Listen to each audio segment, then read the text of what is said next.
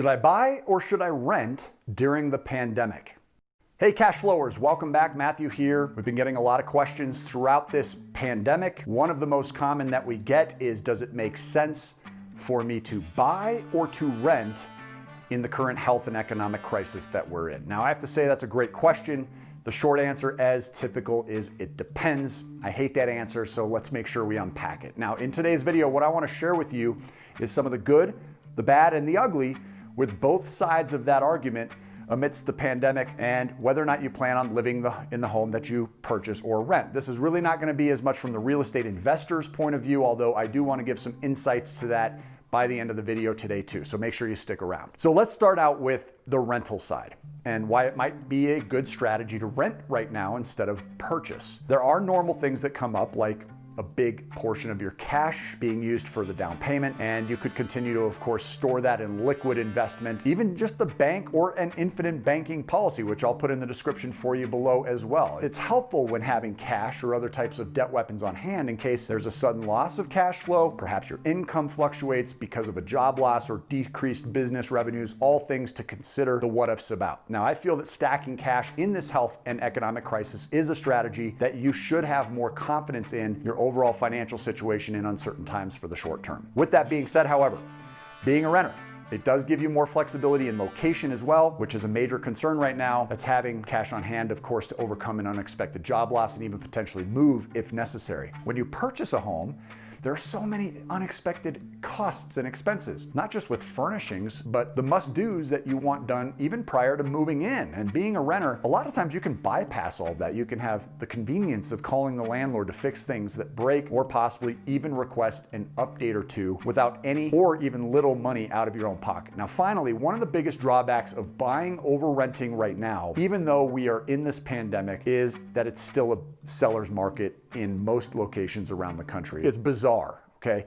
Obviously inventory related, and with home sellers taking advantage of this once in a lifetime moment to sell their house, in some cases even substantially above asking price, is this really the time for you to participate in buying an overpriced home, especially if you're a first-time home buyer? Now, I know there may be circumstances where purchasing a home to live in right now is a great move for you and for your family. But I simply caution you to make a decision that can affect you over the long term. Don't jump to these short-term impulsive conclusions, right? Is buying a home in the pandemic with sky-high demand at the time of this video a great idea?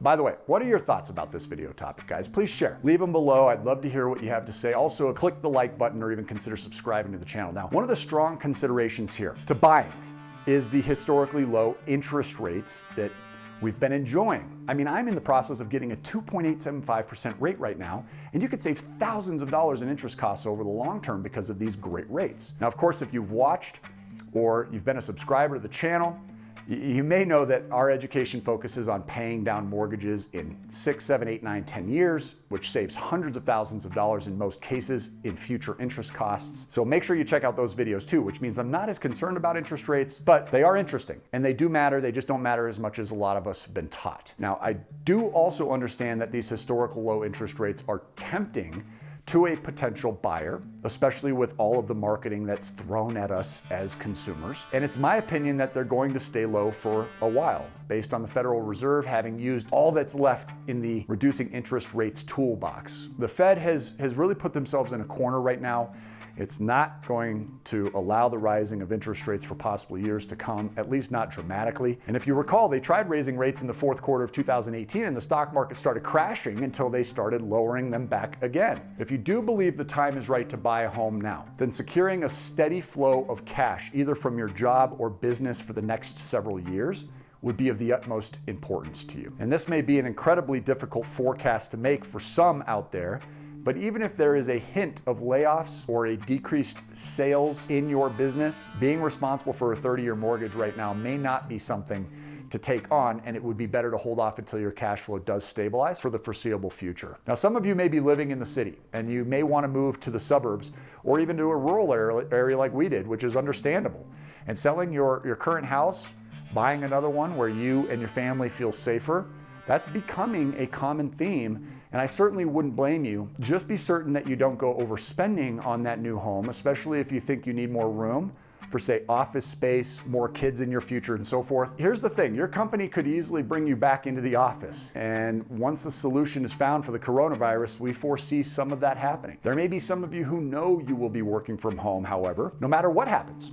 And a larger office space could be much needed in your situation. It's very popular right now for buyers, and this would be a situation where buying a home could potentially be the right thing to do. Last thing I wanted to point out, if you are planning on buying a home during the pandemic, don't go into it with a short-term mindset, especially if you're thinking that real estate prices are going to continue to rise. That's what everybody did in 2005 and 6. You've got to plan on staying there for more than 5 years and even potentially longer than 10. And predicting where the market is going to go next year or in the next 2 years, there's a lot of data planning that's pointing to a slowdown. And it's really important, especially with a lot of these forbearance plans coming to an end, that we're anticipating volatility. Now, I'm not trying to convince anybody which is better, because I don't know your personal circumstances right now. But in my opinion, I would hold off on buying a home to live in right now, especially if there is nothing pressing to convince you to do otherwise. I think patience will pay off right now. In terms of being a real estate investor, I think holding off is a good idea as well until we see at least how long these government programs will last. Once we do know that, I would even look past that to see how the real estate market reacts to it. Obviously, if there is data coming in about more foreclosures, say a second wave of the recession, this is all day by day and could signal to start seeing real estate prices decrease. Now, until then, I would be working on building credit scores, maximizing my access to capital, and of course, building cash flow. I hope this, of course, gives you some insight. I do want to caveat all of this to say that if you find a great deal, it is never a bad time to invest in a great deal. I am typically only pursuing deals that will have a positive influence that exceeds my personal objectives for maximizing cash flow. And as long as I can achieve that, everything else is gravy on top. The prices can go up, the values can come down. Yeah, I obviously want the value of my portfolio to continue to rise. However, does it really make any difference to me whatsoever what the values of my properties are if I have no intention of selling them and they cash flow as intended? Not really. So for you real estate investors out there, don't be afraid to buy a great opportunity. We just had a recent coaching session with an individual who purchased a $60,000 home, put $7,500 into it, getting it rent ready. It's renting that property for $1,100. I told him I would do that deal all day long. So it's not that holding off is absolutely something you should do. It's that I believe better buying opportunities are ahead of us. So I hope that helps you guys. If you're not already a subscriber, make sure you become one now. Drop a like on this video for me and leave a comment below. What do you think? Better to rent right now? Better to buy right now? And why? We'll see you on the next video. Until then, make it a great day and keep on cash flowing. Take care.